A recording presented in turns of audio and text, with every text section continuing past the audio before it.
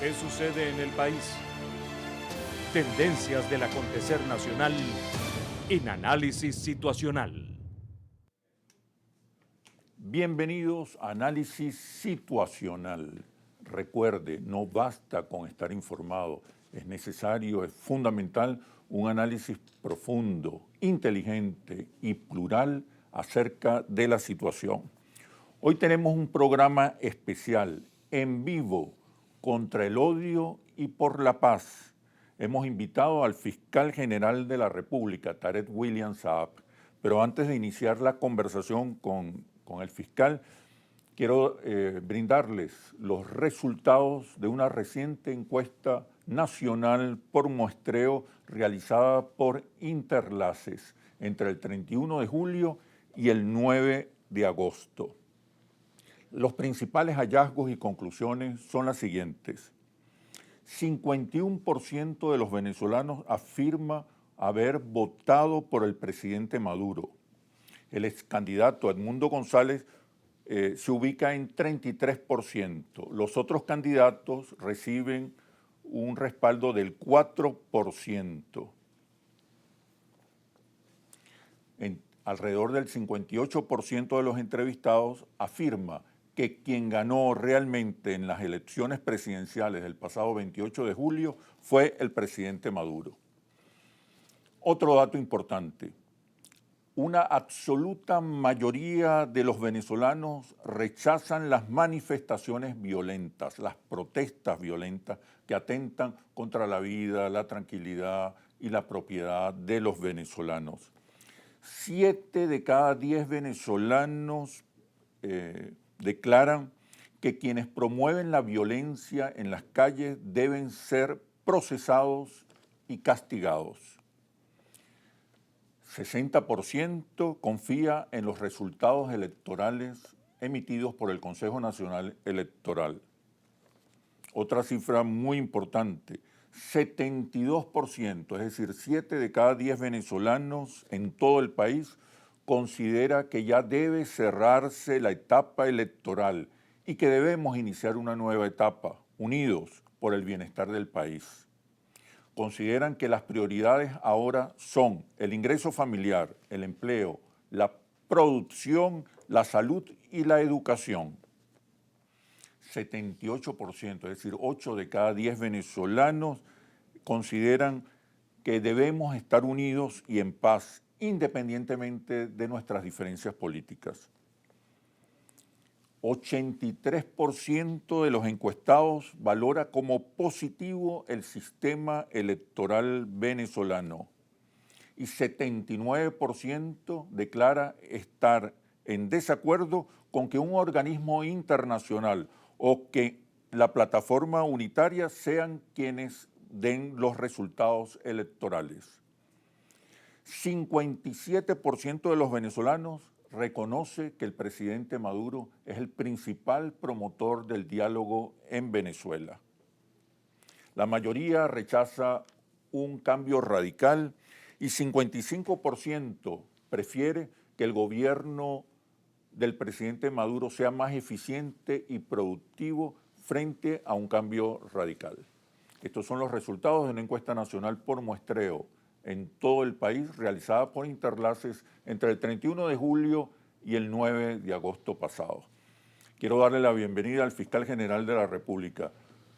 Muchísimas gracias por aceptar este programa especial en vivo, dadas las circunstancias que hoy ocurren en el país y que ameritan, exigen mucha información, reflexión y análisis. En tiempo real estamos haciendo el programa a esta hora. A esta hora son las 11:36 minutos. ¿Y habrá una reposición a qué hora? Vamos a repetir este programa especial esta noche, hoy domingo, esta noche a las 8 de la noche y mañana lunes a las 8 de la noche. En este momento estamos en vivo, muy agradecidos, querido fiscal, por haber aceptado esta invitación. Gracias a ti por la invitación y a la vez atento a cualquiera de tus interrogantes. Hay un plan insurreccional en marcha, hay un golpe de Estado en marcha. ¿Qué es lo que está ocurriendo? Vamos a explicarle a la audiencia, a los venezolanos, qué es lo que está ocurriendo realmente. Bueno, mira, yo diría que en Venezuela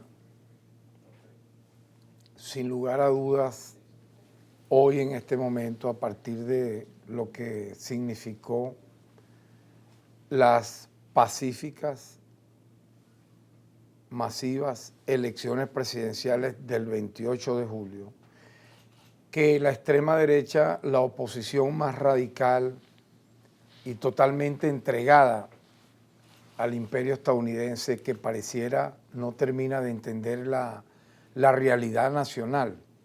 Yo creo que ese es un detalle digno de tomar en cuenta para cualquier análisis.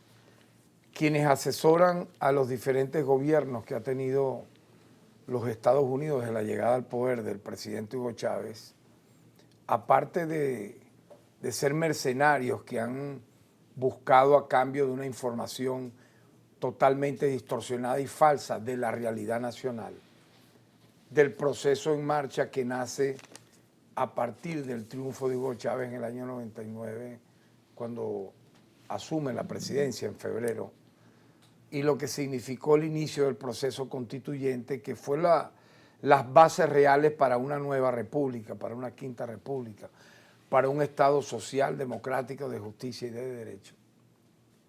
No han entendido que tomamos una decisión, los venezolanos mayoritariamente, primero de salir de lo que significó una estructura en su momento llamada alternativa, pero no fue alternativa, simplemente fue un modelo creado a través del Pacto de Punto Fijo, que tuvo como origen el Pacto de Nueva York, cuando se reúne Rómulo Betancourt, Rafael Caldera y Jovito Villalba, para, luego de el pueblo de Venezuela y la unidad cívico-militar derrotar la dictadura de Pérez Jiménez, tomar ellos el poder y entregarle todas las riquezas naturales, particularmente las petroleras, a las transnacionales norteamericanas.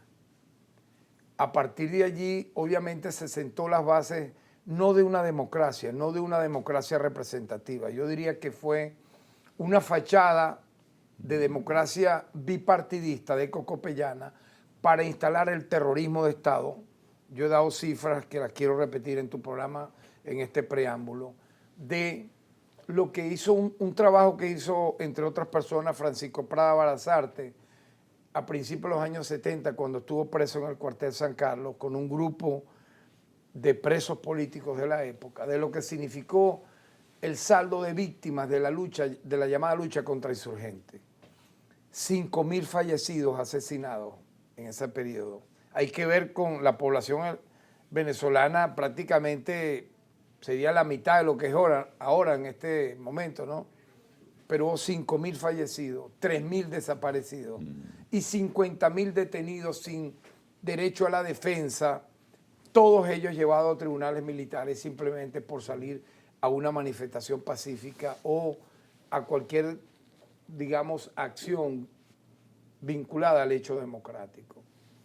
Eso que se vivió, yo imputo esas responsabilidades al gobierno de Rómulo Betancourt, Raúl Leoni, y a dos bandas jugó Rafael Caldera cuando ganan en el año 69 unas elecciones que dicen que se la quitaron a Luis Bertrán Peto Figueroa. Eso sí era realidad, el acta matavoto.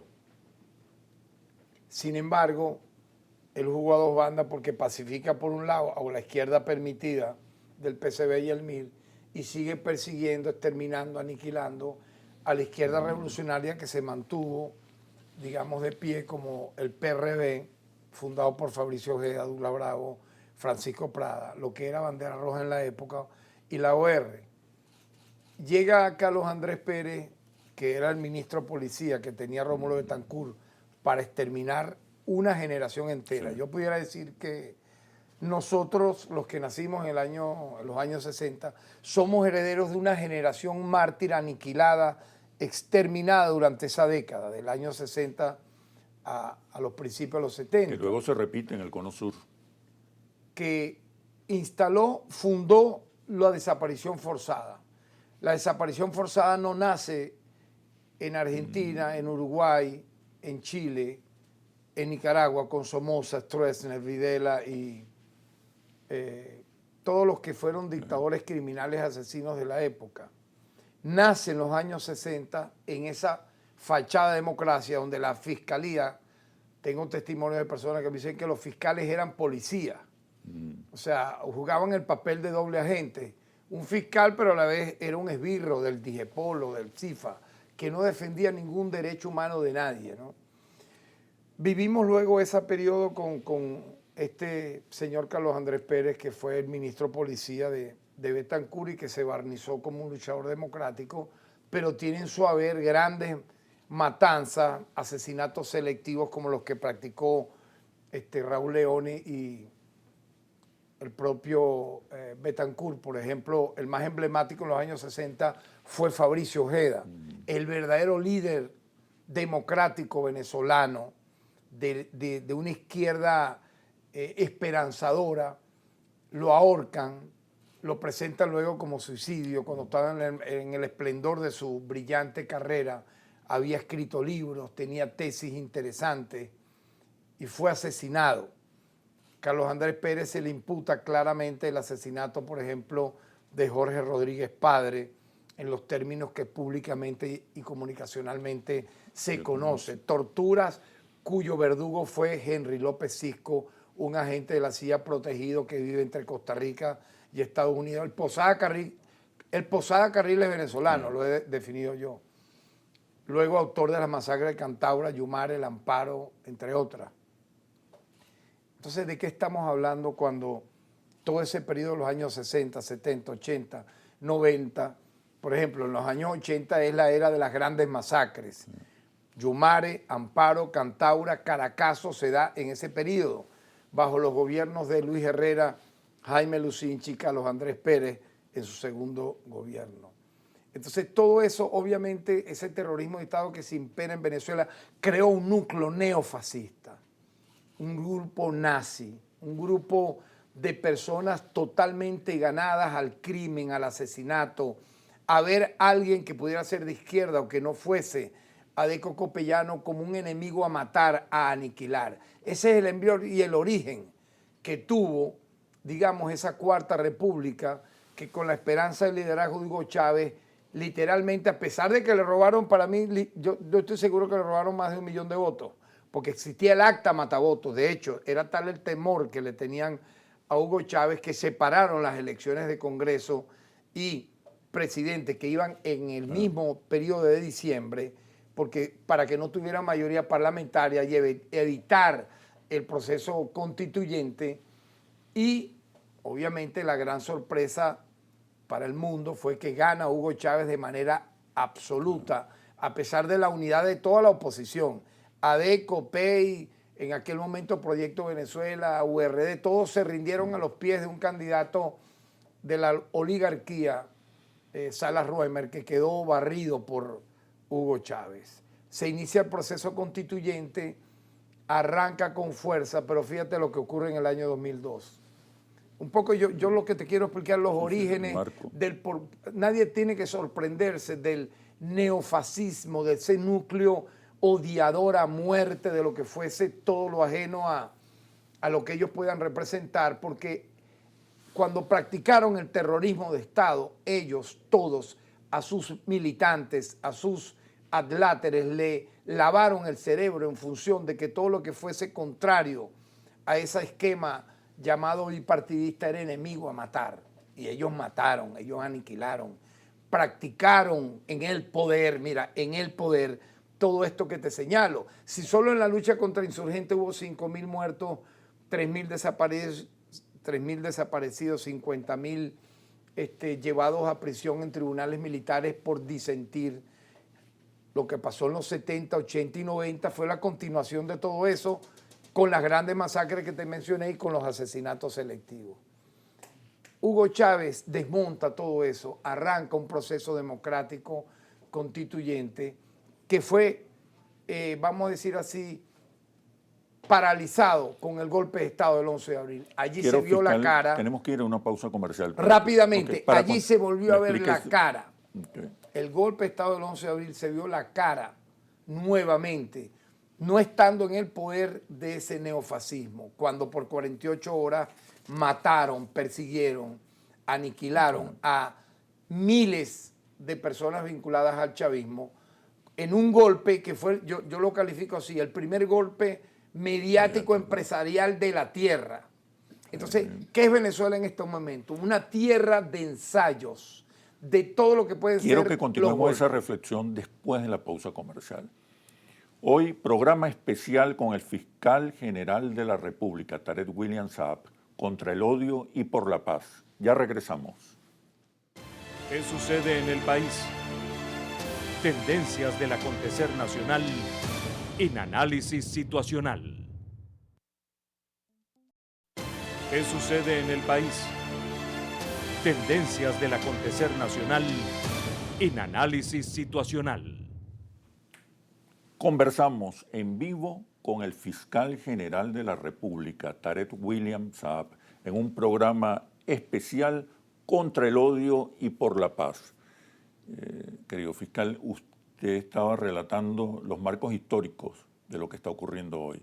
Y nos quedamos en el año 2002, cuando se produce el derrocamiento con un primer golpe histórico mundial, mediático y empresarial contra el gobierno legítimo del presidente Chávez. He querido, aprovechando este programa para, como mismo se llama, análisis situacional, que no sea un programa de la coyuntura, sino pudiera también ser de un análisis con una historiosidad, una retrospectiva de lo que significó el origen de todo esto. El origen de todo esto descansa en la llegada al poder de un criminal, de un genocida, que es el padre del terrorismo de Estado, cuyo nombre es Rómulo Betancourt. No es el padre de ninguna democracia, es el padre de la instauración bajo fachada de un gobierno democrático del terrorismo de Estado.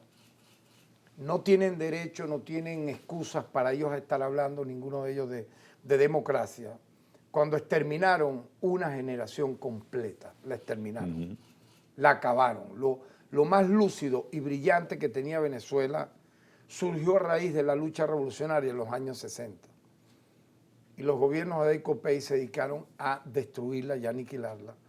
Recuerda que previo al pacto de Punto Fijo que se hizo en la quinta de Punto Fijo, llamada así, donde se reúne Jovito Villalba, Rómulo Betancourt y Rafael Caldera, para sentar las bases de lo que fue esa época de terrorismo de Estado que duró hasta el año 98, fíjate tú, del año 60 hasta el año 98. Previamente ellos se reunieron en Nueva York, qué casualidad, que no es ninguna casualidad, en Estados Unidos, para sentar esa base en un cómodo exilio, mientras la disidencia de AD funda el movimiento de izquierda revolucionaria. Y de URD se desprenden grandes líderes como Fabricio Ojeda en primer lugar y José Vicente Rangel, entre otros. Entonces, como tú entenderás, todo eso ha sido inoculado de una manera clara a partir de todo ese periodo, donde ellos fueron gobierno. Entonces, el odio mortal hacia lo que representaba todo lo ajeno a ese bipartidismo y a lo que llamó Douglas Bravo en su momento, la izquierda permitida. Ellos permitieron una izquierda que era la que funcionaba bajo las siglas del MAS. Tenía entre otros representantes a Pompeyo Márquez y a Teodoro Pekov. Lo dejaban decir tres cositas allí en el Congreso. Participaban en uno que otro programa para decir cosas totalmente insulsas, incluso atacar a la izquierda revolucionaria, ¿no? Y llega el liderazgo de Hugo Chávez en la rebelión del 4 de febrero. Nosotros estuvimos cerca en ese momento previo con Douglas Bravo en el PRD Ruptura, luego en mi persona, me estoy refiriendo a mi persona, con Hugo Chávez en el MBR 200, a quien conocí en el cuartel San Carlos en persona y luego en la cárcel de Yare. Y obviamente Hugo Chávez representó un liderazgo que unificó, por un lado a la izquierda revolucionaria, a los movimientos progresistas que incluyó al Frente Patriótico, donde estaba entre otros Juan Liscano, a quien conocí de cerca, prologó un libro mío que se llama El Hacha de los Santos, que publiqué en el año 1992, que se ganó el premio de poesía de la UCB, pero fíjate, Juan Liscano abogaba por una constituyente antes del triunfo de Hugo Chávez, Manuel Quijada, entre otros, pero a la par estaba el grupo Los Notables, que la DC de la época y el DIM los colocó junto a, ya no era PRD, sino Tercer Camino, entre otros, como la fachada que apoyó la rebelión del 4 de febrero. Sin embargo, Chávez estuvo por encima de todo eso y logró unificar ese sector que adversó ese neofascismo que ya existía y que instauró el terrorismo de Estado y que fue lo peor de lo peor previo a lo que fueron las dictaduras de Videla, Stroessner, Pinochet y Somoza. Ellos fueron los Somoza, los Pinochet, los Videla, los Stroessner, bajo la fachada de presidentes electos durante ese periodo. Entonces, obviamente, ese odio, ese resentimiento, tú lo viste cuando, aparte de que ganó Chávez, se instala lo que fue el proceso constituyente y se da el referéndum de diciembre para apoyar la constituyente. El odio que le lanzaron a ese proyecto constituyente y a la constitución del 99 fue atroz. La llamaron, ahora son los más defensores de esa constitución, hipócritas de doble rasero. Dijeron que era comunista, estatista, que violaba el derecho a la propiedad privada, que acababa con la religión, todo lo que tú te puedas imaginar para que el pueblo no la aprobara. El pueblo la aprobó. Chávez vuelve y se relegitima en el año 2000. En ese periodo hubo elecciones de constituyente, luego Asamblea Nacional Unicameral. Todo lo que te lo narro en primera persona, pues lo viví de cerca. Y se da el salto de Hugo Chávez a un proceso de, yo diría, de profundizar aún más lo que significó esas bases de la constituyente, que fue su promesa electoral, que fue la nacionalización petrolera, por un lado, nacionalizar el petróleo, PDVSA, la ley de hidrocarburos, la ley de tierra, las leyes habilitantes.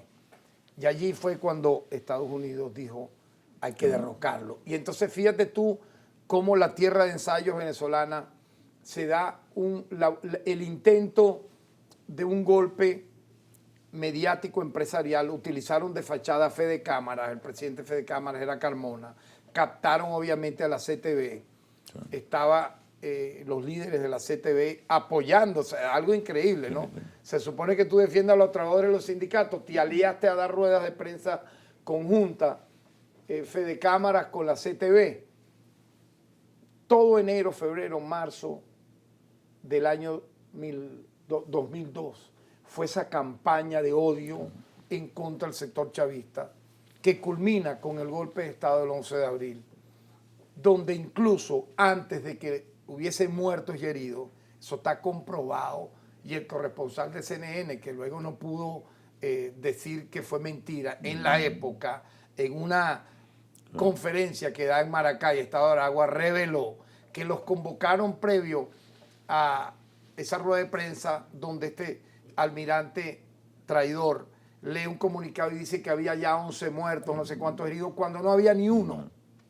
Ojo, no había ni uno, pero era el plan ya preestablecido para a partir de ahí justificar que el golpe de Estado contra Hugo Chávez, supuestamente porque había asesinatos en las calles, etc.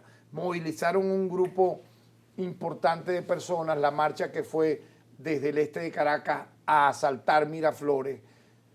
Sale una alocución de Hugo Chávez en horas de la tarde, pican la pantalla, imagínate, una cosa jamás vista, rompiendo una cadena, porque los canales privados se plegaron al golpe del 11 de abril, arranca la cacería de brujas, se buscaron francotiradores centroamericanos que de los hoteles Ausonia y Edión acribillaron y mataron de manera indistinta a opositores y chavistas para justificar ese golpe de Estado. Inventaron el fake news de los francotiradores o disparadores que desde un distribuidor supuestamente allá en el centro de Caracas estaban matando personas. Nosotros hicimos una comisión en la Asamblea Nacional, fui vicepresidente de la misma, que investigó los sucesos del 11, 12, 13 y 14 de abril y se demostró claramente que allí no había nadie.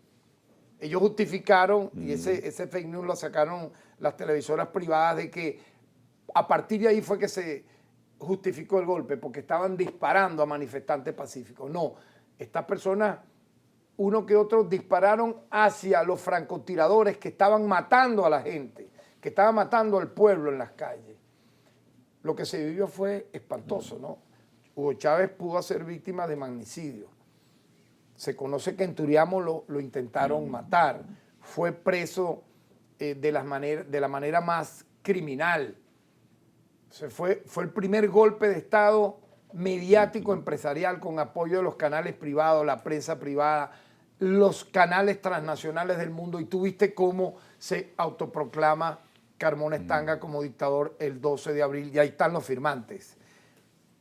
Varios de los protagonistas del golpe, de los golpes posteriores, la salida y todo este terrorismo que estamos estudiando en este momento, firmaron el Carmonazo. Son responsables desde esa época de todo lo que ha ocurrido.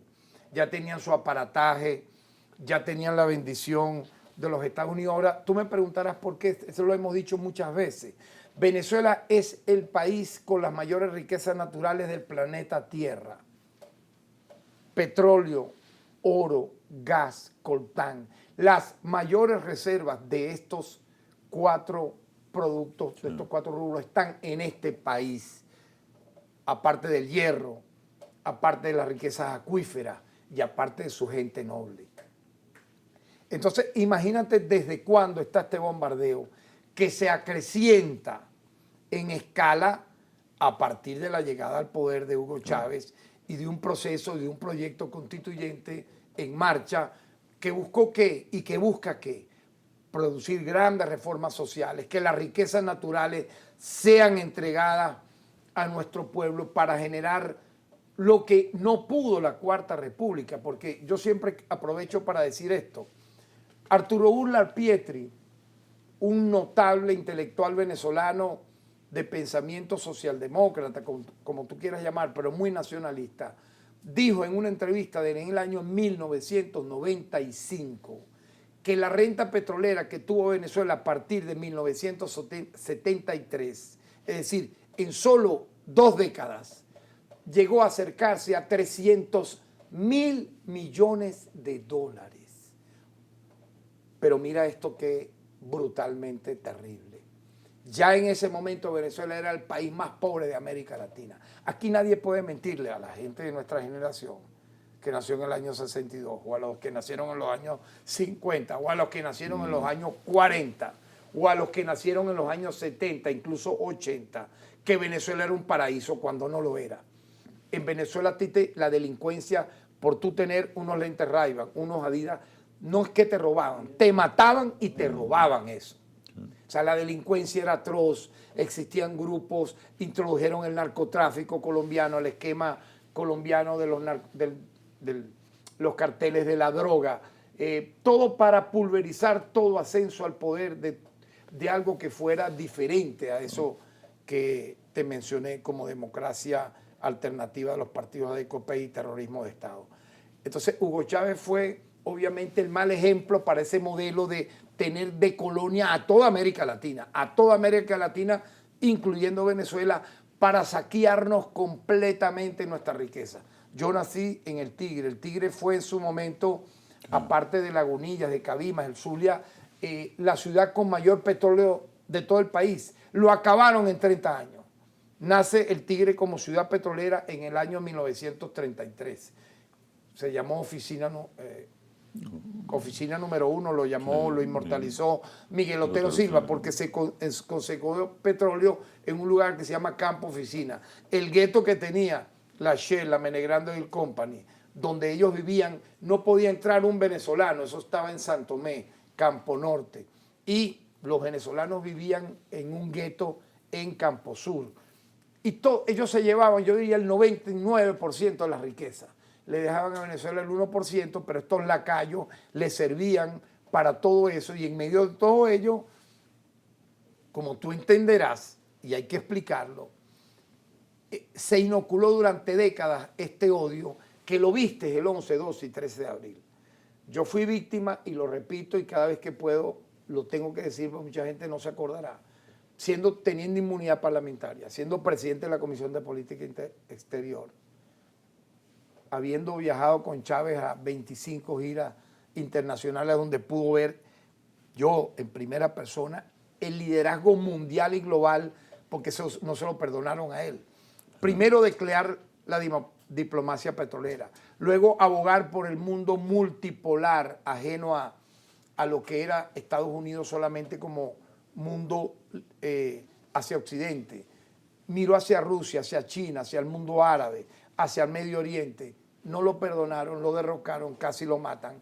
Lo que no se imaginaron, te digo, en medio de esa represión yo fui detenido sin orden de aprehensión, sin que se me allanara la inmunidad, secuestrado y a punto de ser asesinado, pero yo corrí una tremenda suerte que no tuvieron decenas de venezolanos, que en menos de 48 horas fueron muertos y literalmente acababa la democracia. La unidad cívico-militar triunfó, pero yo le agregaría ahorita otra. En Venezuela, ahorita, en este momento, si me permites como un calificativo, existe la unidad institucional de los poderes públicos, cívico-militar policial. Es una mesa con 4 patas. Ya no es cívico-militar, yo diría es una unidad institucional, cívico-militar policial, que logró derrotar aquello, transitar todo esto que quisiera luego en el otro segmento desarrollártelo, para decir lo atroz de los planes que tenían posterior a ese 11, 12 y 13 de abril, donde fueron derrotados, y que volvió con la salida en el año 2014, luego en el año 2017, y con peor furia durante todos estos intentos de magnicidio contra el presidente Nicolás Maduro en estos últimos años. Vamos a continuar con esa reflexión, pero una vez que regresemos de los comerciales. ¿Te parece? Ya venimos. ¿Qué sucede en el país? Tendencias del acontecer nacional en análisis situacional. ¿Qué sucede en el país? Tendencias del acontecer nacional en análisis situacional. Conversamos con el fiscal general de la República, Tarek William Saab, en un programa especial en vivo contra el odio y por la paz. Continúe, fiscal, el relato. Nos quedamos en el año 2014 como marco histórico acerca de lo que está ocurriendo hoy y que es muy necesario que la gente vaya entendiendo.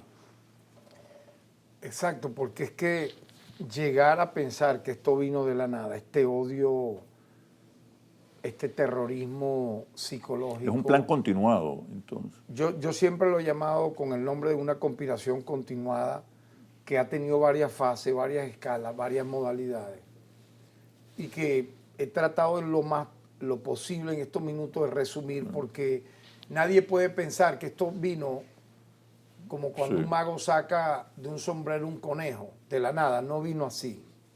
Esto tiene décadas trabajándose en la mente del venezolano, que rompió, fíjate esto tan valiente, rompió todo ese plan e hizo presidente a Hugo Chávez, a quien llamaron de las peores, con las peores calificativos. La guerra sucia que vivió Chávez fue jamás vista en su momento, que era un cara pintada, un poco para colocarlo como que iba a ser un dictador al estilo de estos que te mencioné que existieron en Argentina, en Chile. No lo llamaron un pinochetista, pero le decían cara pintada, es decir, buscaron el modelo de los militares criminales de Argentina. El pueblo no compró esa falsa idea, porque lo primero que hizo Hugo Chávez fue calificarse como bolivariano. Nada más ajeno a los dictadores militares del Cono Sur que calificarte de bolivariano.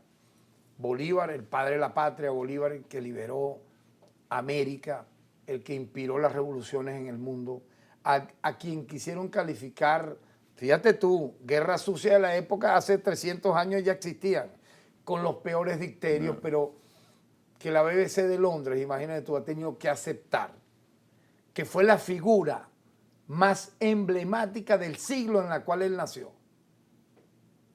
Para que tú entiendas e interpretemos esto, ¿no?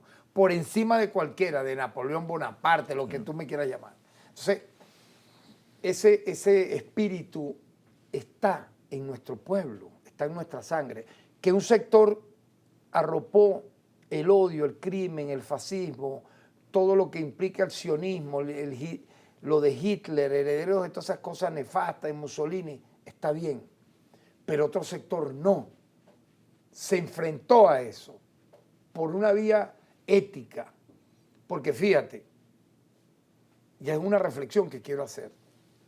Hugo Chávez gana las elecciones en el año 98 y el chavismo no fue a matar a Deco Escopellano. No fue a las casas de ninguno a lincharlo. No los veían en las calles, no los quemaron vivos, no los tirotearon. Y a mí no me van a decir o echar cuento porque yo estuve en el Congreso Bicameral del año 98, que era de diputados y de senadores. Y a mí no se me olvida las sesiones conjuntas que se hacían en el hemiciclo protocolar entre diputados y senadores, y ver el odio en el cual Carlos Andrés Pérez, que quedó electo senador, cuando hablaba alguien vinculado al MBR o al chavismo, y Carlos Andrés estaba sentado, yo me sentaba literalmente al lado de él, en el lado de los diputados, este lado eran los senadores. Sí. Él, fíjate el odio en su lenguaje corporal. Para no ver a ese chavista que estaba hablando allí, él reclinaba su asiento y se volteaba y le daba la espalda para no verlo. Yo digo, oye, pero es que estando ya siendo un anciano que debió haber superado todas esas cosas, ni siquiera era un demócrata, que se la daba de demócrata, un expresidente, y poder mirar y escuchar lo que decía el otro. Entonces, obviamente que en el 2002 pudimos ver todo esto que te menciono, se aplaca con la victoria de Hugo Chávez en el referéndum que él convierte de revocatorio en aprobatorio, porque intentaron, no te acuerdes, no olvides que luego del paro petrolero, Venezuela perdió 30.000 millones de dólares. ¿Eso fue a la par de qué? Del golpe de Estado del 11 de abril. O sea, ellos hacen el golpe de Estado del 11 de abril y siguen en marcha su plan. Dijeron, bueno, ahora con el paro petrolero lo derrocamos, lo tumbamos. Venezuela duró 4 meses sin producir un barril de petróleo. Se recupera PDVSA con un sector de técnicos venezolanos, ingenieros, y ahí se profundiza el tema de la nacionalización petrolera. ¿Tú crees que eso ha sido perdonado por los Estados Unidos? ¿Por Europa? No. Si pudieran ellos matarnos serialmente con una bomba atómica, nos eliminaran a todos. Ya han buscado hacerlo por diversas vías. Yo lo voy a siempre a decir, lo que es la guerra híbrida. La guerra híbrida, señores, no es solamente el uso de armas en algún momento no convencionales. Es el uso de los lavados de cerebro inoculados de una manera jamás vista en el mundo, utilizando la tecnología de punta que la venían usando a través de radio, prensa y televisión, pero luego comenzaron a usarlo a través de lo que se llamaba el Messenger, ¿te recuerdas? Sí. Que permitía fotos y mensajes. Eso se vio en el golpe del 11 de abril por parte de este sector. Luego con el Facebook, el uso igualmente de las mensajerías de texto, eso se vio para inocular odio. Ahora, calcula tú eso al lado del nacimiento de redes de mayor alcance, como Twitter, ahora X en su momento, Instagram, TikTok, los videos donde alguien puede crearte un fake news mayor o peor que una radio, prensa y televisión que la controlan las grandes transnacionales, donde tú lo malo lo conviertes en bueno, lo bueno en malo, donde tú incluso dices que las drogas son recreativas, puedes meterte a los 7, 8, 9 años un pequeño tabaco de marihuana y ser feliz. A los niños en muchos países, entre comillas, desarrollados, le dicen eso. Que si te sientes niña en un momento teniendo 6 años, tú tienes derechos sexuales, tienes que decirle a tu papá quiero ser niña, inyéctame, no quiero ser niño, y lo inyectan y lo instigan a qué luego, al suicidio, a la deserción escolar. Porque el plan es acabar con la humanidad tal como la conocemos para someternos durante milenios en una población más pequeña donde no haya la rebelión contra todas estas cosas. Y entonces yo diría que Venezuela es la tierra de ensayo de todas las fases de la guerra híbrida. Los lavados de cerebro, las sanciones, el lawfare, incluso los embriones de guerra civil para escalar a una guerra civil, los movimientos insurreccionales, todo bajo la fachada de democracia, de las llamadas primaveras. Fíjate tú qué burla la semántica. Tú vas a llamar primavera a acciones insurreccionales criminales. ¿Dónde tú me vas a decir que lo que hicieron en Ucrania para derrocar a un gobierno demócrata vinculado a Putin se pudo llamar primavera cuando finalmente colocaron a este monstruo que era creo que un bailarín de quinta categoría, bailaba en unos talk show y ahora ya no lo quiere ni su madre, pero igual lo colocaron allí para ir contra Rusia, contra el liderazgo de Putin, y hemos visto los atentados que han hecho allí, con 100 muertos. Han sido derrotados, pero igual han hecho un daño terrible. El liderazgo, por ejemplo, de Rusia, de China, Chávez no se equivocó, la diplomacia petrolera, el nacimiento de nuevos, vamos a decir, países en la geopolítica como Turquía, como Irán, y en América Latina, Venezuela, duélale a quien le duela, Venezuela, que se aleja de ese querer ser un país colonizado, burlado y saqueado por los Estados Unidos. El costo de haber defendido los ideales de Bolívar, de Sucre, de Miranda, quienes hemos estado en esos países, no, como Rusia, como Francia, no dejamos de sorprendernos como, por ejemplo, un Miranda está no solo en el Arco del Triunfo, sino en la biblioteca, una de las bibliotecas más grandes del mundo está en San Petersburgo. Allí reposa cartas, libros, epístolas entre quien era una zarina emblemática, Catalina, con Francisco de Miranda. Entonces, fíjate, nadie debe sorprenderse de lo que está pasando ahorita y lo que tuvo como tierra de ensayo el 2014 con la salida. Okay. Tú me estás queriendo decir que hay un plan continuado, programado, no para desplazar únicamente al chavismo del poder, sino para aniquilar, exterminar, definitivamente barrer de raíz de la faz de la tierra. Explícame en qué consiste esa conspiración programada cuando regresemos de los comerciales. Barrer de la faz de la tierra, de raíz, todo lo que sea la izquierda progresista, la izquierda revolucionaria, el chavismo, el intelecto que no quiera plegarse a estos planes. Barrerlo, oye, con un aniquilamiento físico, estructural y orgánico. Ok, quiero que me desarrolle en qué etapa estamos, pero una vez que regresemos de los comerciales. Ya venimos. ¿Qué sucede en el país? Tendencias del acontecer nacional en análisis situacional. ¿Qué sucede en el país? Tendencias del acontecer nacional en análisis situacional. Conversamos con el fiscal general de la República, Tarek William Saab, en un programa especial en vivo contra el odio y por la paz. Le preguntaba, señor fiscal, si estamos en presencia de una nueva tentativa, de un plan programado, de un plan continuado, no solamente para desplazar al chavismo del poder o para derrotarlo electoralmente, sino es un plan destinado al aniquilamiento, exterminio del chavismo y de los movimientos progresistas en Venezuela. Mira, sí, yo creo que la gran campanada, la gran alerta que hemos hecho en nuestra condición de fiscal general de la República, presidente del poder moral, del poder ciudadano, no solo ha sido esa que tú mencionas, sino que yo he ido más allá. Yo he dicho, y lo voy a repetir, y no que fue una profecía, yo creo que uno ya a sus casi 62 años que cumplirá el 10 de septiembre, algo ha aprendido de las lecturas, del estudio, de la lucha revolucionaria. Yo a los 15 años milité en el PRD, en el año 1977, luego en Tercer Camino. Sé lo que significa luchar contra el neofascismo de mi etapa temprana de niñez y de lo que son capaces. Sin embargo, allá voy, sin embargo, con todo lo que ya vaticinábamos y entendíamos eran estos movimientos. Porque ¿cómo fue el colonialismo español? Se nos olvidó.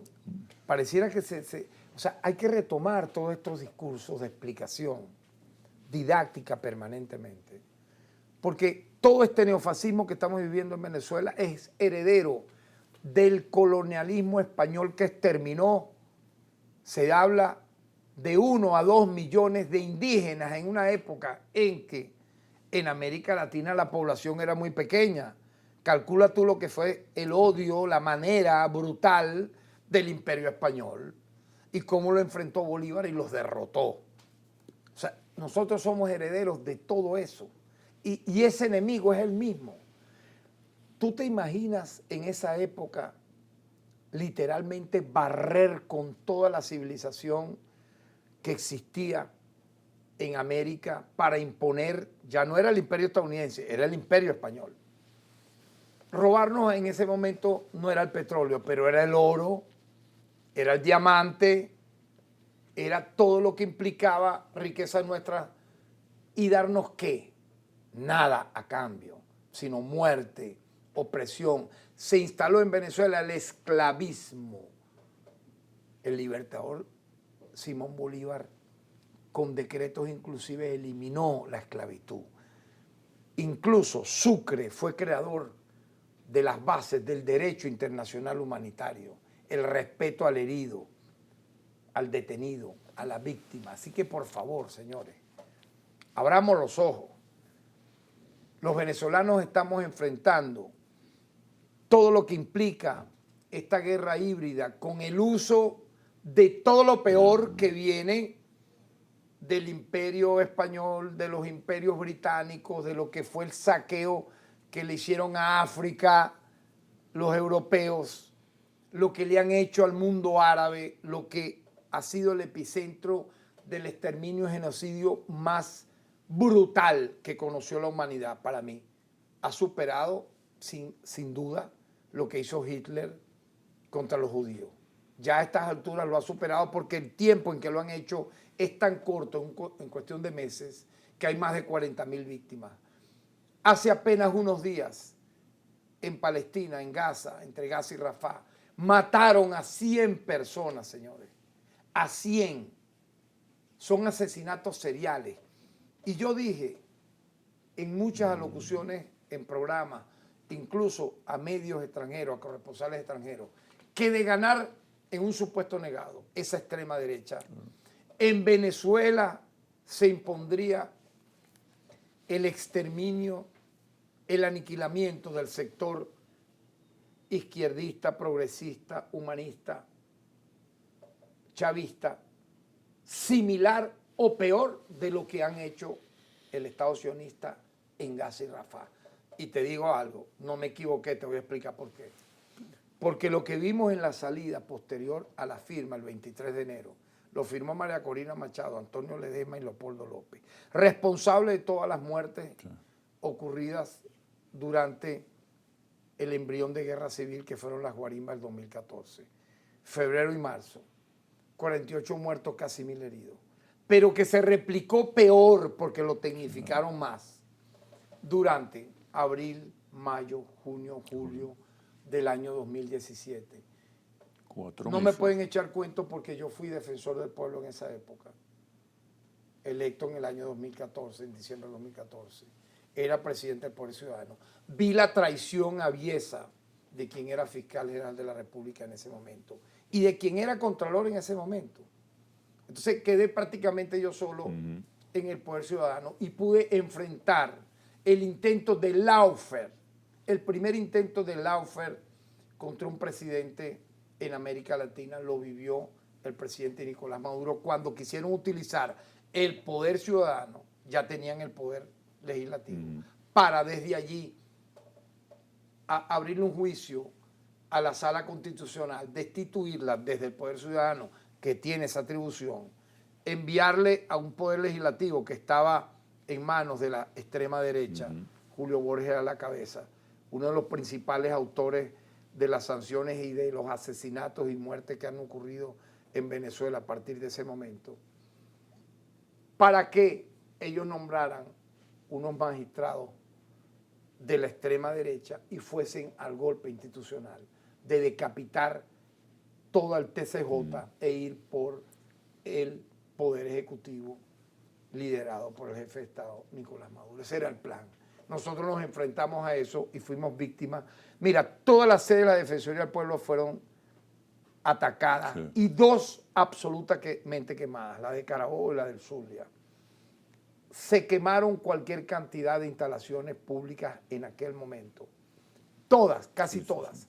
Porque el epicentro de la acción terrorista fue en los 24 estados del país, literalmente, con focos durante abril, mayo, junio y julio. ¿Por qué? Tú me preguntarás. Porque Luis Ortega Díaz dio una orden. No imputan a nadie. Así sea, así esté quemando a quien esté quemando, no se imputa. Quien quiera ser presentado, detenido por estas acciones, no se imputa. Entonces tú te imaginarás cómo se empoderaron de violencia y de terrorismo durante ese tiempo. Incluso cuando quemaron a Orlando Figuera, Enzo Franchini, uno de sus autores materiales e intelectuales, Luis Ortega dijo, no, a él no lo mataron por ser chavista ni por tener una franja roja, sino él fue un ladrón que se robó un celular. O sea, justificando incluso el asesinato y haber sido quemado vivo Orlando Figuera. Entonces, fíjate, ahí fueron 148 muertos, 2.000 heridos. Entonces, estamos hablando de una gente que no teniendo el gobierno, yo quiero que me entiendan lo que me están viendo, no teniendo el gobierno, lograron este nivel de violencia, de crimen, estos años que te estoy narrando. Incluso la primer embrión de Guarimba fue en el 2003. No atacaron CDI. Hay un señor de apellido Alonso que ideó lo que se llamó las guarimbas. Él fue el creador intelectual de eso, donde él decía que había que cerrar las vías, focos acá, focos allá, para generar un caos, un odio, una rabia. Y vamos a estar claros, la neurosis. Existía un canal que se llama Globovisión, bajo otra gerencia, que se plegó al lavado de cerebro desde la musiquita, tum, tum, tum, tum, tum, tum, tum, tum, tum, hasta crear todos los fake news posibles. Tenían 4, 5, 6, 7 programas para direccionar odio hacia Venezuela y estaba RCTV, 2 canales privados más lo que estaban las mensajerías de texto, los messenger de la época. Ahora, calcula tú cómo eso se escaló y se multiplicó en el 2014 y 2017 y allá voy. Y lo que ha pasado ahora, a partir del 28 de julio del año 2024, es la continuación. Oye bien, es la mezcla absoluta que tú metes en una licuadora de todo esto que te he mencionado en un solo momento. Por eso ellos tenían preparado, si me permite, el plan Brazalete Blanco de atacar un cuartel militar, la gobernación de Táchira, el 1 de enero. Durante todo el año 2023 se develó y se desmanteló 4 acciones, 4 conspiraciones, entre ellas una conocida como el asesino de la viñeta, que quiso volar la mesa donde estaba nada más y nada menos el presidente de la República, el jefe de Estado, el ministro de la Defensa, el alto mando militar, en una reunión. Todo eso fue develado, están presos, detenidos, convictos y confesos. Pero no conformes con toda esa escalada que hubo en el año 2023, querían a partir del 2024 iniciar esto que te digo, pero hay algo que no podemos olvidar, si me permites para terminar. Mira, ¿tú sabes cuál es la base de todo este plan de poner la página web con estas actas falsas, chimbas, comprobadas, no aguantaron un solo peritaje, una experticia, porque todo eran escaneos falsos, pusieron a votar muertos, todo lo que ya sabemos, para decir desde una página web, eso es muy cómodo. O sea, imagínate crear una página web y decir, tengo unas actas falsas, chimbas, pero eso es para el público internacional mentir de esa manera y las cadenas internacionales colocando eso como verdad, es decir, usurpando un poder electoral. ¿Cuál fue la base de todo eso? La creación de Súmate en el año 2000. Sí. Y la creación no solo de Súmate, te voy a poner el ejemplo gráfico de lo que fue el antecedente de lo que quisieron hacer el 28, 29 y 30 con esa página, diciendo que tenían las actas, que no la tenían, porque no las mostraron en el TCJ. Allá fueron los jefes de la MUD. Yo quiero decirte esto. El jefe de la Plataforma Unitaria Democrática, PUT, y el de la MUD fueron. Yo los interrogué y les pregunté, ¿ustedes tienen las actas? No, no tenemos las actas. Sí. ¿Quién las tiene? ¿Tú sabes esto? Súmate. Por Dios. ¿Cómo qué me vas a venir tú ahorita a decir esa estupidez? Están convictos y confesos. ¿Por qué? Porque su tierra de ensayo fue las fraudulentas elecciones primarias de finales del año 2023, donde asistieron 300,000 personas a votar ahí, en unos centros poquitos en todo el país. Fueron 300,000. Y ellos al final dijeron que eran casi 3 millones. ¿Tú creías que te iba a salir ese plan ahora?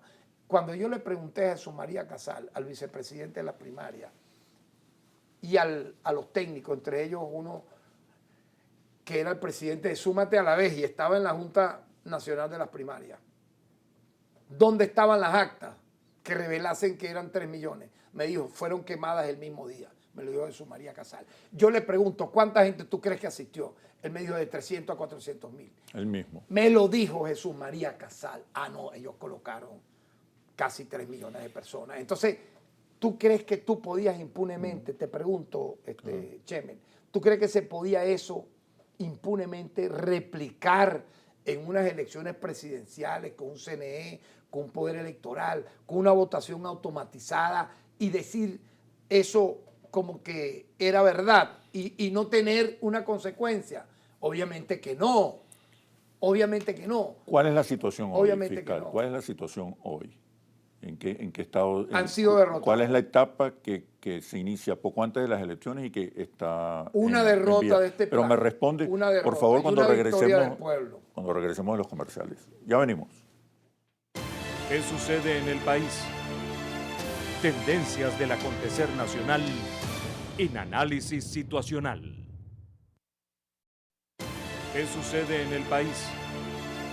Tendencias del acontecer nacional en análisis situacional. Conversamos con el fiscal general de la República, Tarek William Saab, en un programa especial en vivo contra el odio y por la paz. Señor fiscal, nos comentaba acerca de la actual etapa de este plan insurreccional, de esta conspiración programada y continuada, que podríamos decir se inicia con el gigantesco fraude que representó las primarias de la oposición y que continúan hoy después del 28 de julio. ¿En qué consiste? ¿Qué está pasando? Efectivamente, esa fue la partida de nacimiento del intento de fraude de esa extrema derecha. Primarias. Claro, porque si van 300,000 electores a unas llamadas primarias y ellos dicen que fueron casi 3 millones, ellos querían impunemente o pretendieron replicar esto colocando la página web que compraron en Amazon previamente, un día antes de las elecciones, donde por eso tú veías a este Piglieri, que lo colocaron de vocero y desapareció, diciendo una semana antes del 28, tenemos nuestras actas. No es nuestras actas, son las actas del votante en el CNE. Usted no puede hablar así, pero ya lo tenían previsto. Y como no tenían, obviamente, no tienen cómo usurpar un poder electoral de manera real, porque para eso está el CNE. Colocaron, imagínate tú, ¿cómo alguien en su sano juicio puede creer que una burda página web puede sustituir a quienes fueron a votar, millones de personas que fueron a votar, en 30,000 centros electorales, etcétera, con un acta real y un voto realizado en tiempo real, que duró menos de un minuto? Era sencillo. tú vas a venir a sustituir todo eso en una página web. Mañana tú puedes sacar como análisis situacional, imagínate una página web. Claro. Y tú te imaginas colocar que este programa se está viendo en los 5 continentes. Y tú puedes colocar unos puntos rojos, azules, amarillos y decir que este programa se está viendo simultáneamente en el Congo belga, en Egipto, en el Líbano. Tú puedes, Marte. si puedes, en Marte, en una página web tú puedes poner eso. Y la gente lo va a ver y decir, oye, algunos lo creerán. En el caso de esta página web fue desmontado en tiempo real. Se demostró que todas las páginas eran forjadas, escaneadas, forjadas, sin QR, sin firmas, incluso pusieron a votar muertos. Incluso hay una denuncia que hizo José Brito en la audiencia del TCJ, donde él demostró que su familia votó por él y apareció con su cédula de identidad, votando por otra persona. Entonces, mira, por Dios, mira, es algo tan realmente repugnante, ¿no? Que si tú dijeras se hubiera quedado ahí. No, pero es que el plan era a 2 bandas. El plan era también terrorista y lo vimos. Y yo quiero decir algo. Mañana el país va a ver, no voy a preanunciar datos ni detalles, pero va a ver al mediodía cómo el Ministerio Público investigó a través de varias direcciones generales nuestras y varios fiscales que destaqué. La Dirección General contra Delitos Comunes, la Dirección General de Protección a Derechos Humanos, la Dirección General contra la Delincuencia Organizada, la Dirección General de Apoyo a la Investigación Penal, con una multiplicidad, con múltiples fiscales nacionales, hemos investigado de manera como lo hace este MP. No se compara con ninguno que pudo haber existido antes en este país. Y somos uno de los de mayor credibilidad en el hemisferio, no solo ya en Venezuela. Ve que las noticias del Ministerio Público repercuten en todo el hemisferio, porque hemos hecho, digamos, casos que han sentado escuela y precedentes. Te pudiera mencionar algunos. La investigación sobre cómo descubrimos que efectivamente a Cancerbero lo mataron Guillermo y Natalia Méstica, de origen chileno. Y no fue un homicidio-suicidio que la anterior fiscal quiso imponer, imputando a Cancerbero estando muerto, algo jamás visto en la brutalidad jurídica. Ni siquiera un estudiante de quinto grado pudiera llegar a una conclusión como esa. Lo que descubrimos del caso Carlos Lanz, lo de PDVSA cripto en tiempo real con todas las confesiones, etcétera, y miles de casos en todo el país. Nosotros destacamos nuestros profesionales desde el primer día en que ocurrieron estos hechos, a investigar a profundidad todo lo que pasó. Tuviste en escala 5 ruedas de prensa nuestras.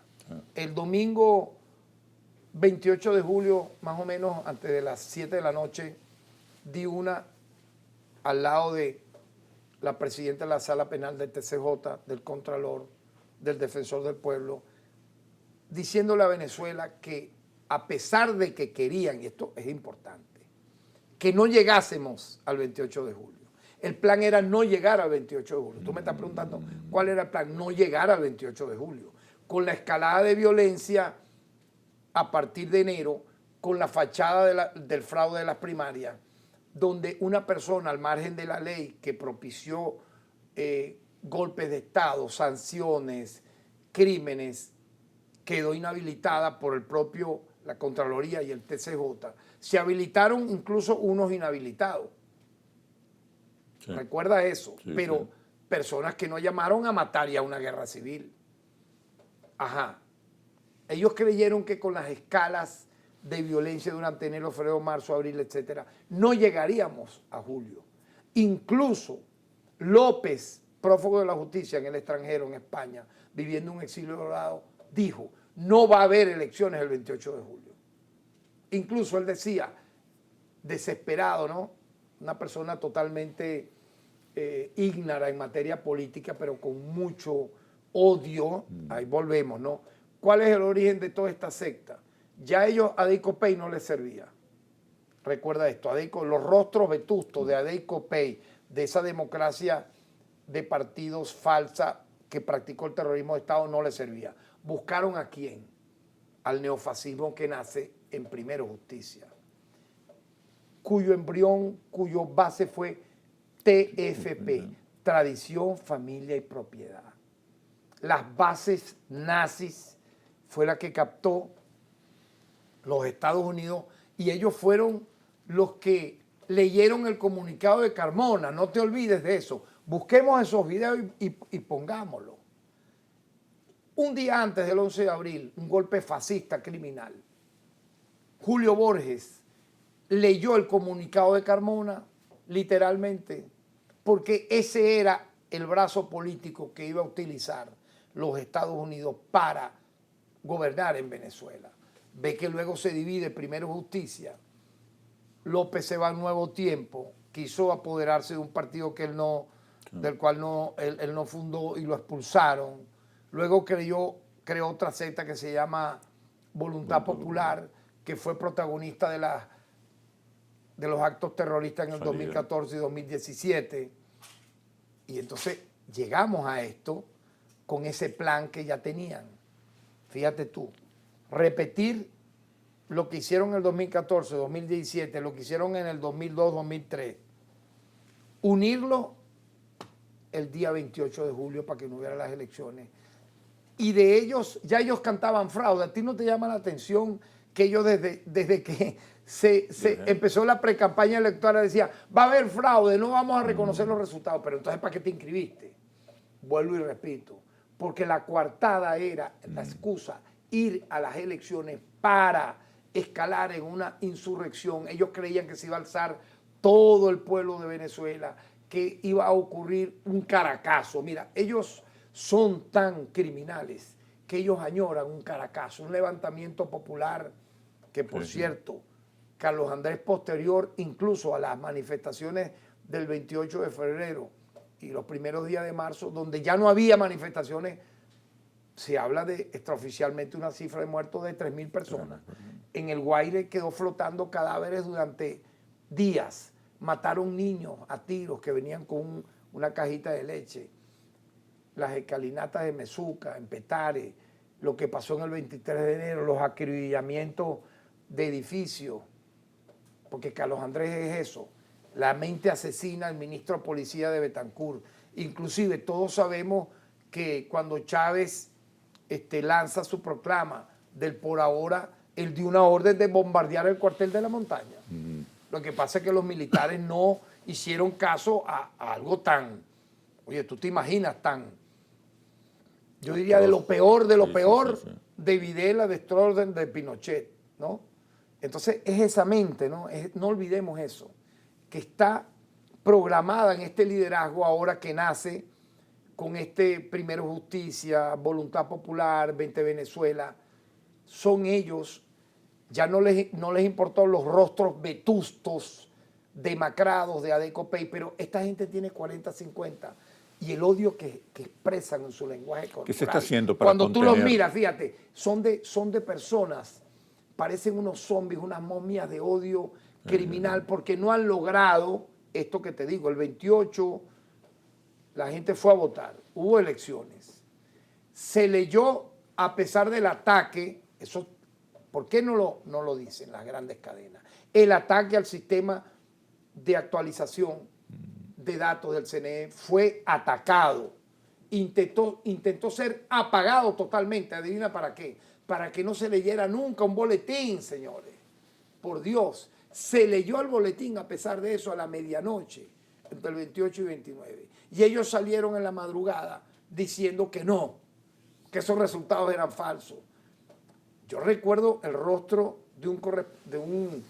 de Fernando Rincón en CNN, si quieres busquémoslo, cuando ellos dicen que Edmundo González ganó con el 72%, el tipo dijo, no, pero así tampoco.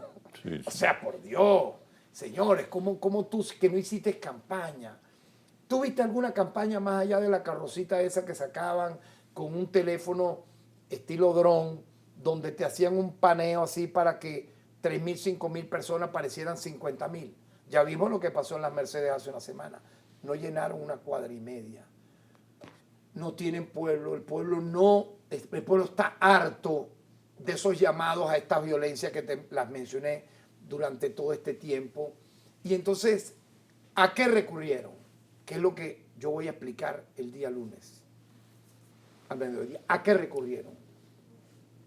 A grupos estructurados de delincuencia organizada, G2, donde vimos al Tren del Llano defendiendo a Mundo González y diciendo que si la policía o los cuerpos de seguridad iba a reprimir a los violentos, ellos iban a actuar.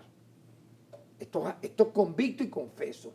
Destruyeron una escuela, este grupo, allá en Guárico. La banda de Yulexi. Compraron pago a varios delincuentes armados. Yo tengo ya la cifra, casi todos tienen antecedentes penales. Y es atribuible las muertes, la veintena y tantos de fallecidos, lo digo aquí, lo he dicho en otras ruedas de prensa, pero lo certifico, absolutamente a los grupos terroristas delincuenciales que tienen como fachada el nombre de comanditos. Fíjate tú, comanditos. Es un nombre insurgente, paramilitar. O sea, ¿cómo tú a una estructura supuestamente pacífica electoral le vas a poner nombre? Comanditos. Sí. Porque eran las bases de las acciones que no pueden llamarse manifestaciones, ojo. Eso no fueron manifestaciones. Fueron acciones criminales donde, aparte de matar a más de una veintena de personas, por cierto, lo más terrible y brutal fue cómo matan a la líder chavista en Bolívar y en Aragua. La manera criminal de cómo esta instigación a crímenes de odio. Ya no estamos hablando del odio como una teoría. Yo te voy a odiar y te voy a insultar. No. Crimen, porque la veintena de asesinados fueron por crímenes de odio. Voy a dar, mañana, no lo voy a dar ahorita, el balance de detenidos, de las acciones hechas, el peritaje, las experticias forenses.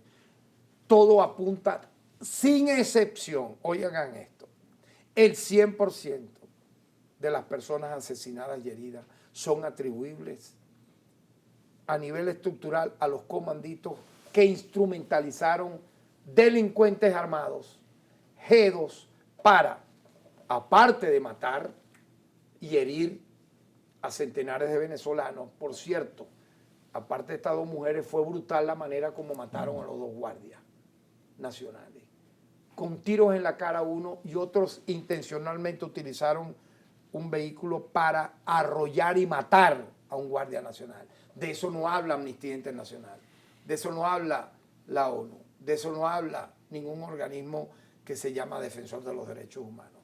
Yo denuncio, y mañana lo haré con pruebas, como una comisión que pareciera eterna, debió haber sido por un mes, 2 meses, que se llama de determinación de hechos, que la ONU paga con millones de dólares, abrió una página web porque no tienen víctimas imputables al Estado. ¿Quién es el titular de la acción penal? El Ministerio Público. No hemos recibido, oigan bien esto el país, una sola denuncia, una sola, atribuible a un cuerpo ciudadano del Estado que haya asesinado, torturado o matado a un venezolano. Una sola, porque esas denuncias ¿dónde van? Van a la unidad de atención a la víctima que tiene el MP en todo el país, en todas las sedes que hay en Venezuela, y que llegan finalmente a la Dirección General de Defensa de los Derechos Humanos. Ni una. ¿Sabes por qué, Chemel? Porque es que ni una es atribuible a un cuerpo de seguridad del Estado. Es atribuible a delincuentes criminales que, aparte de matar y herir a muchos venezolanos, fíjate esto, destruyeron 12 universidades, 7 escuelas de educación inicial, es decir, preescolares. Yo quiero saber si esto tiene que ver con política electoral.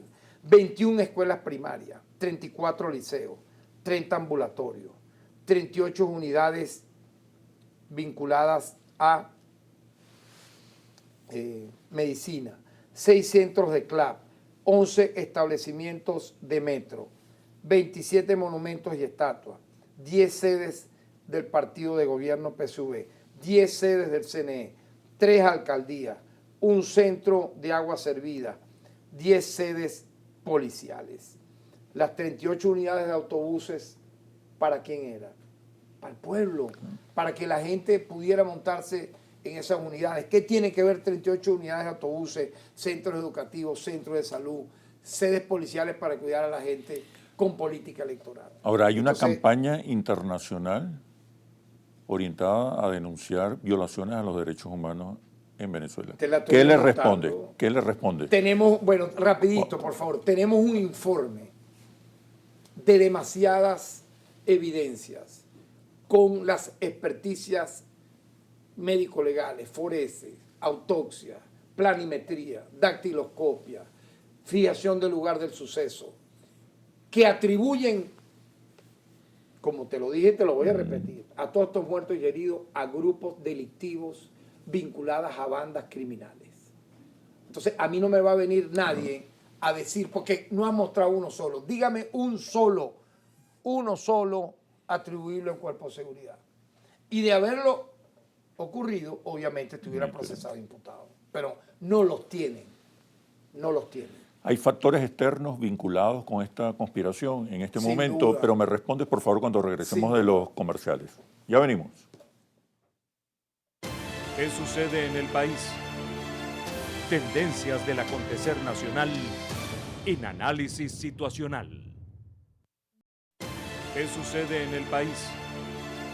Tendencias del acontecer nacional en análisis situacional.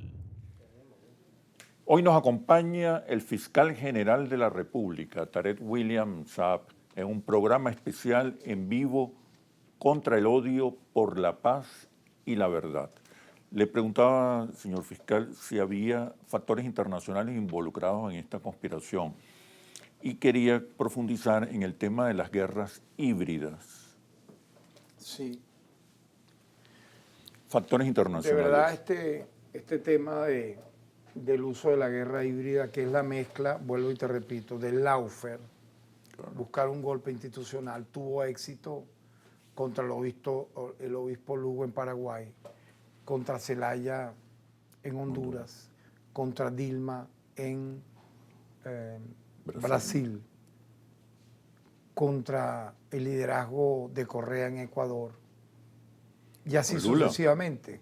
Y lo han intentado hacer aquí en Venezuela y no han podido, porque te repito, en Venezuela ha surgido una unidad institucional, cívico-militar, policial. Eso ha blindado, junto con la conciencia del pueblo, yo diría que hay un escudo protector para derrotar el plan. Mira, el plan era literalmente que ahorita Venezuela, post 28 de julio, estuviera en llamas, en llamas. Implosionar. En llamas, no, pero en llamas. Aparte de las sanciones que han implosionado la economía del país, estuviéramos en llamas. Un país en ceniza. Lo que pasó, pero escúchame, yo quiero que se entienda, lo que pasó con Irak, luego del magnicidio contra Saddam Hussein, lo que pasó en Libia, luego del magnicidio contra Muammar el Gaddafi. Libia, en la época y en la era de Muammar el Gaddafi, era el país de mayor índice de prosperidad y de derechos humanos de carácter social de toda África. Y uno de los países de mayor avanzada en derechos humanos de carácter social del planeta. Productor de petróleo de primer nivel, con respeto de convivencia pacífica. Te lo pintaron de las peores maneras, intentaron matarlo con un bombardeo a su casa, le mataron a una hija. Él logró sobrevivir. Si tú me dijeras qué error pudo haber cometido, bueno, en creer en estos falsos de la superpotencia, que le dijeron, bueno, tranquilo, te quitamos las sanciones, coloca tu dinero producto del Estado, de la renta petrolera, que sirve para que tu pueblo sea el más próspero en nuestros bancos. Le robaron la plata completa. Se habla de 500.000 millones de euros, quién sabe cuánto. Participó de ellos un personaje a quien en su primer momento Gaddafi apoyó. Me estoy refiriendo a Sarkozy, en Francia, y el dueño del grupo este de fútbol en Italia. ¿Cómo se llama? El presidente de la época italiana, Berlusconi. Berlusconi. Entre Berlusconi y Sarkozy se robaron todos los activos que tenía en el exterior en moneda Gaddafi. Entonces, eso existe. Tú haces un lawfare, lo combinas con intentos de magnicidio, y en Venezuela también dentro de la guerra híbrida aparecen las sanciones. Hay que estudiar ese tema, señores, por favor. Entonces, todo eso se ha aplicado en Venezuela: sanciones, intentos de magnicidio, intentos de lawfare, y algo terrible: el uso de las redes para lavar cerebro, cognitivamente programar a un niño desde que tiene 3, 4, 5 años al odio, a que diga hoy amanecí niña, inyécteme, quiero ser ahora un niño. Y el niño luego intente matarse, deserte de las escuelas. O las drogas recreativas como uso para niños en escuela. Esto es algo impresionante. Niños en escuelas. Por eso yo he dicho que todo aquel país que legalice la droga es un narcoestado.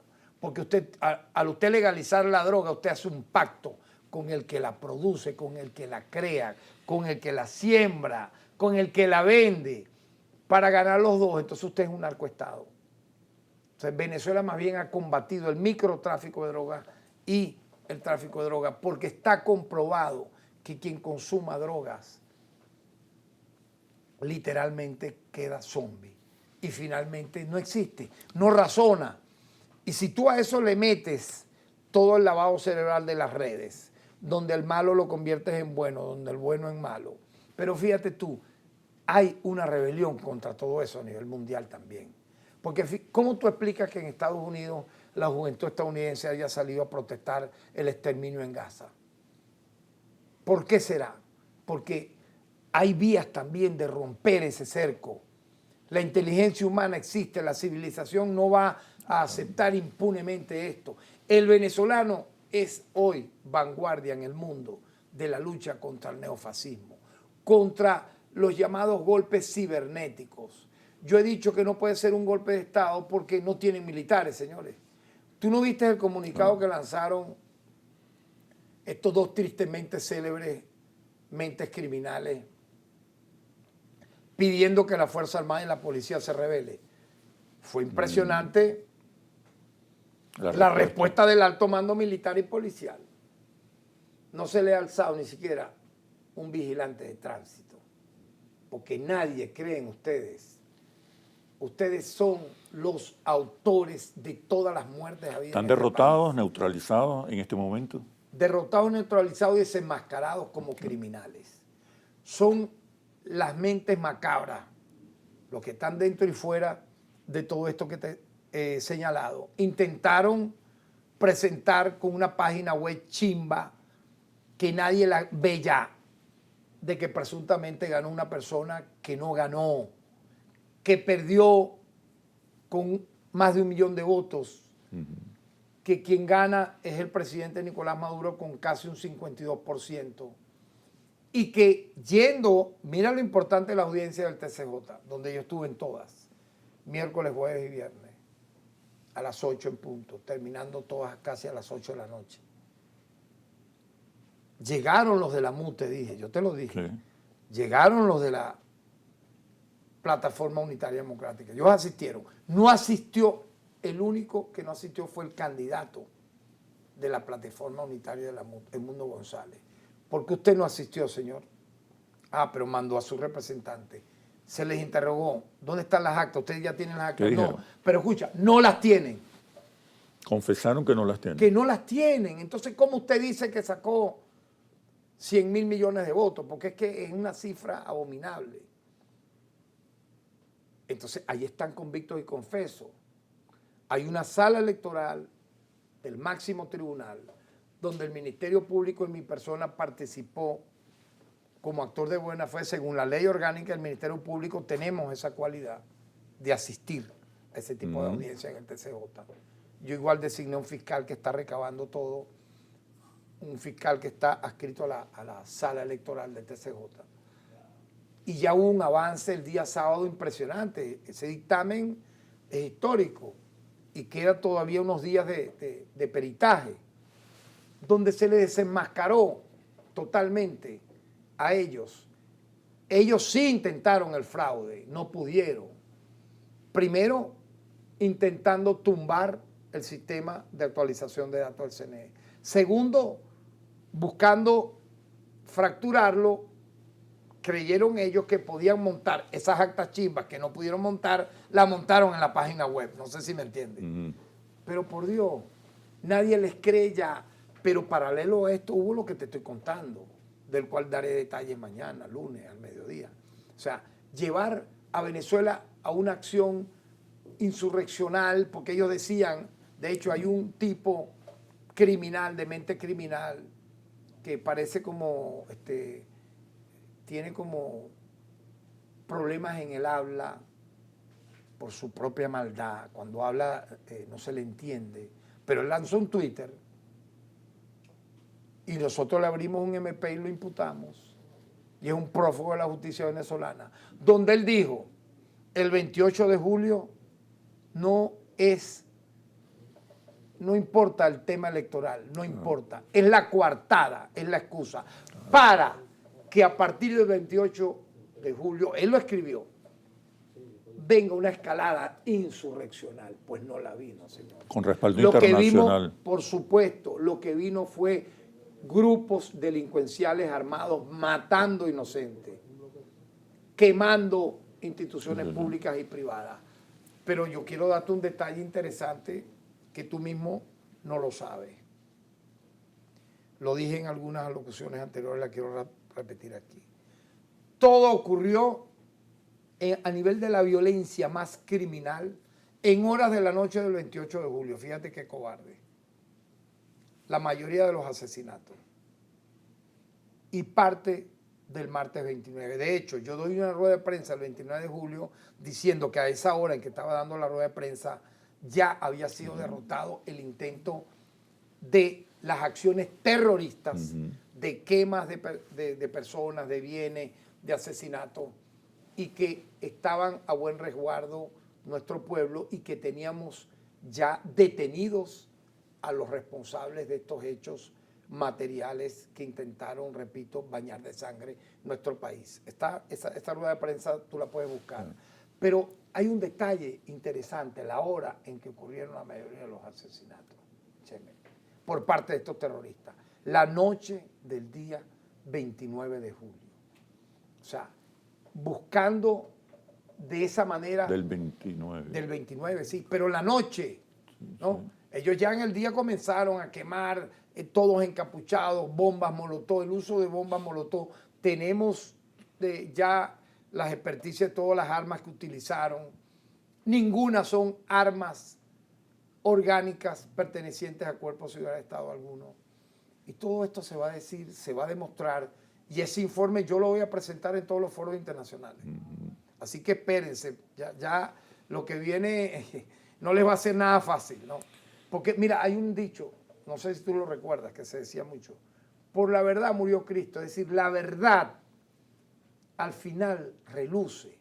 Esta gente está derrotada, desenmascarada, sin pueblo, y hay un detalle, mira, en estas acciones del 28 y 29 de julio no salió ningún factor social, ni de clase media, que era lo que ellos tenían, profesional, ni amas de casa, ni estudiantes de ninguna universidad, ni bases sociales populares, sino delincuentes, óyeme, delincuentes con antecedentes policiales, criminales, a buen resguardo, donde ya hay sus lugares de reclusión para ser no solamente privados de libertad en los términos que establece la ley, sino en los procesos que llegan en curso, aparte de la imputación y la acusación, muchos van a ir a fase de juicio.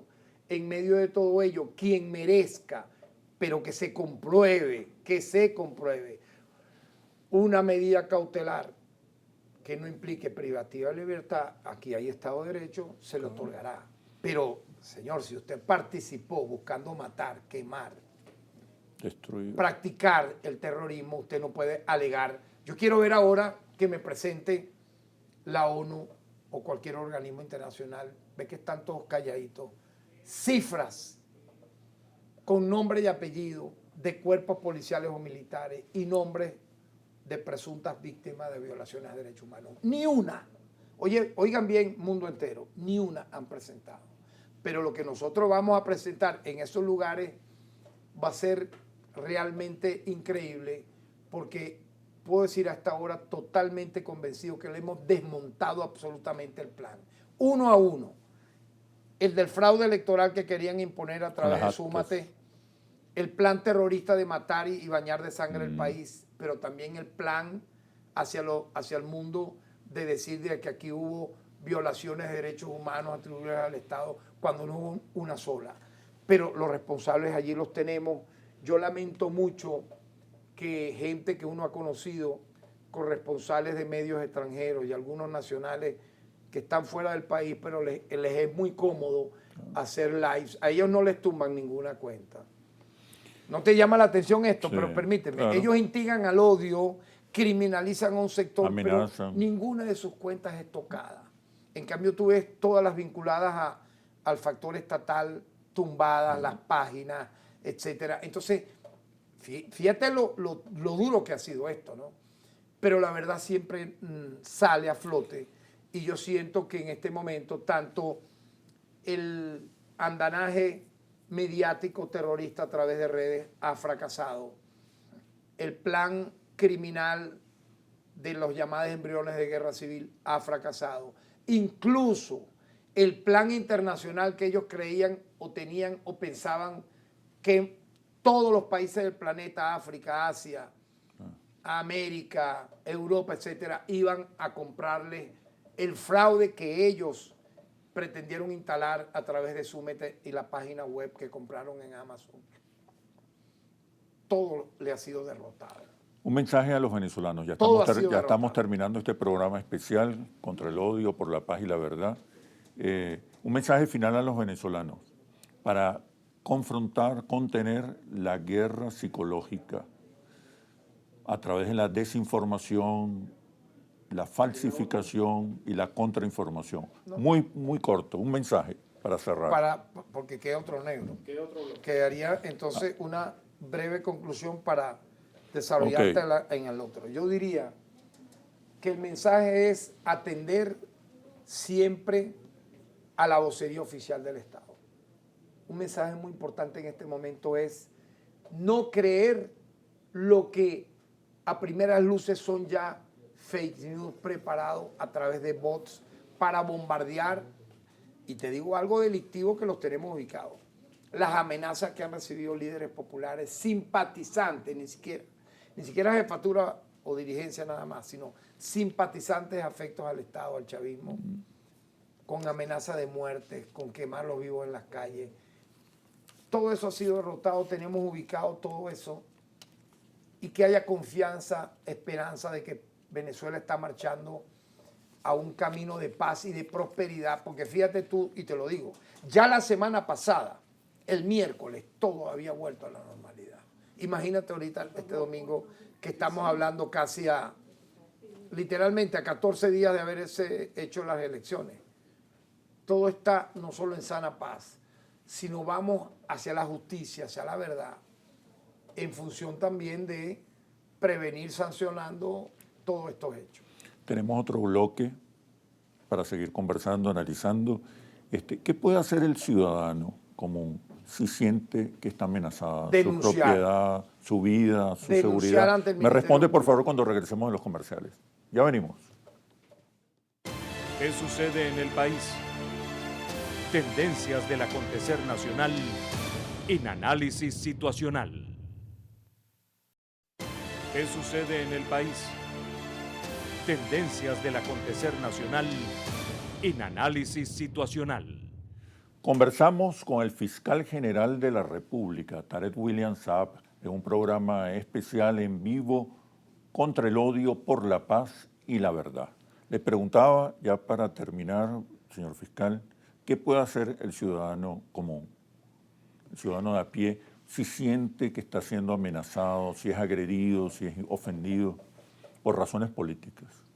Mira, sin lugar a dudas, denunciar ante el Ministerio Público, denunciar ante la Defensoría del Pueblo, que somos órganos ambos del Poder Ciudadano y garantes de la protección y defensa. Hay una ley contra el odio, ¿no? Por supuesto que hay una ley contra el odio, pero lo que escaló en Venezuela no solamente fue una instigación al odio, sino se ejecutaron crímenes de odio. Aquí nadie puede dudar que las acciones todas fueron, a pesar de que duraron 2 días, suponte, 29 y 30 de julio, el poder de crimen, de odio, de letal violencia, yo diría fue inédito. Yo hago una proyección.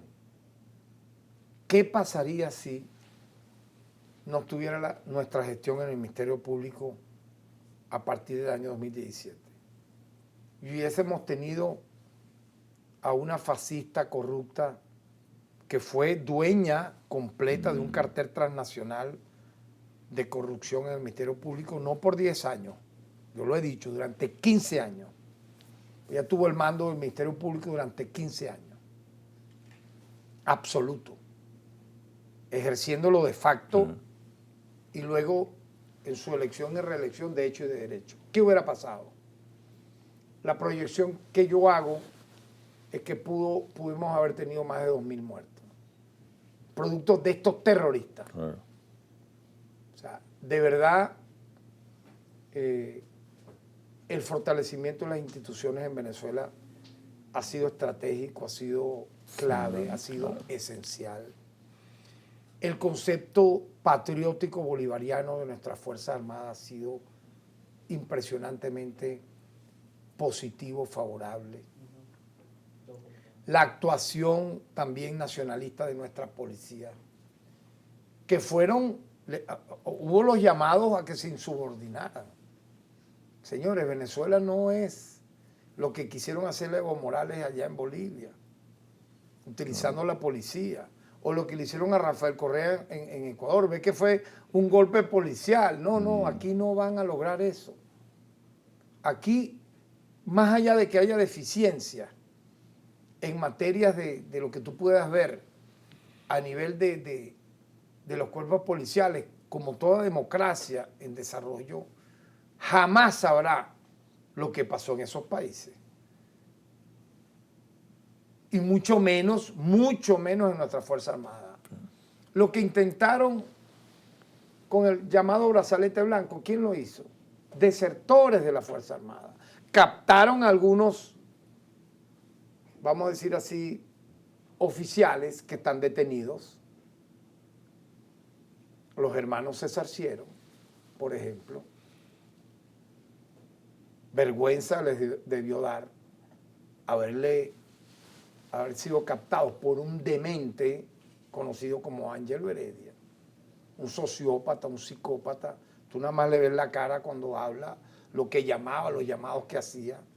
Utilizaba a un sujeto al margen de la ley para sus propagandas desde España. Tenían 3 lugares para estos llamados. Algunos pseudocomunicadores en Alemania, España, Estados Unidos. Previo a que, Chemel, previo a la que fue la precampaña y campaña electoral del 2024, porque no les interesaba que hubiera las elecciones el 28 de julio. Y a mí me lo dijo Jesús María Casal, él sabe que me lo dijo la vicepresidenta, me lo dijo el presidente Zúñiga, que es culpable, responsabilizo a Zúñiga de haber colocado esa página web chimba para querer manejar y lavar cerebro sin pruebas, porque le descubrimos todas las pruebas con las experticias forenses de que eso era una falsedad completa de lo que colocaron allí. Ellos dijeron que eso era literalmente, mira esto, para chantajear a la mesa de diálogo. Chantajear a la mesa de diálogo. Presionar a la mesa de diálogo. Cuando yo les preguntaba, ¿por qué una inhabilitada ustedes la inscriben como candidata a unas primarias si estaba inhabilitada? Y me dijeron, el plan era chantajear y presionar a la comunidad internacional en la mesa de diálogo para que la habilitaran. Oye, mira, esto se dice y lo que da ganas es de vomitar. O sea, al costo que fue esa, Chemel. Porque a la par de ese plan estaba el plan militar fascista de asaltar cuarteles, de escalar en Guarimba, de cautizar el país para que no hubiera elecciones. Entonces ellos llamaban a una transición, crear una junta de gobierno, que no sé qué. Pues se le cayó todo. Hubo elecciones el 28 de julio, el pueblo dio su veredicto, el presidente Nicolás Maduro fue reelecto con el 52% y eso debe acatarse y respetarse. Y la comunidad internacional no tiene nada que ver con las elecciones de Venezuela, como tampoco Venezuela tiene que ver con la que se hace en Estados Unidos, Colombia o Europa. Perfecto. Bueno, muchísimas gracias por este programa especial contra el odio, por la paz y por la verdad. Muchísimas gracias. Muchas gracias a ti, Chemel, por la oportunidad en vivo este domingo, con reposición este domingo. Este domingo a las 8 de la noche, hoy domingo a las 8 de la noche y mañana a las 8 de la noche. Muchas gracias. Gracias a ti. Nos vemos en un próximo análisis situacional por Globovisión, periodismo libre, independiente, responsable y veraz. Hasta pronto. ¿Qué sucede en el país? Tendencias del acontecer nacional en Análisis Situacional.